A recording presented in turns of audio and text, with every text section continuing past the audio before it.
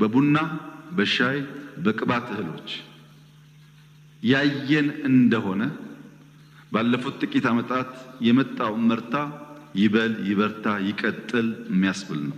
ለምሳሌ ቡና በለውጡ ማግስት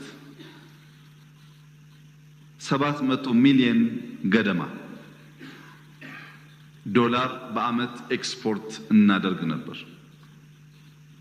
ባለፈው አመት ብዙ እመርታ የመጣበት ከፍተኛ ውጤት የተመዘገበበት አመት ስለሆነ ከቡና ኤክስፖርት አንፃር 1.4 ቢሊዮን ዶላር በኢትዮጵያ ታሪክ ትልቁ የቡና ኤክስፖርት ተብሎ የተመዘገበ ነበር።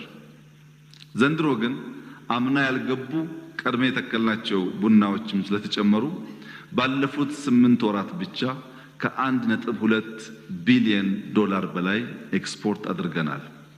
በሚቀጥሉት 4 ወራት ባቀድነው እቅድ መሰረት ከፈጸምን ከሞላ ጎደል 2 ቢሊዮን ዶላር ቡና ኤክስፖርት እናደርጋለን።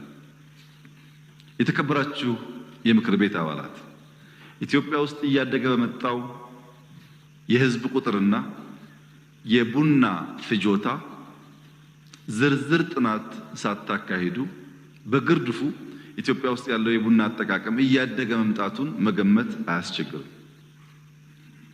የዛሬ 5-6 ዓመት 700 ሚሊዮን ኤክስፖርት የምታደርግ ሀገር በዚህ ዓመት ከሞላ ጎደል 2 ቢሊዮን ዶላር ኤክስፖርት ታደርጋለች ማለት ቡና ላይ ስር ነቀል ለውጥ መጥቷል ማለት ነው።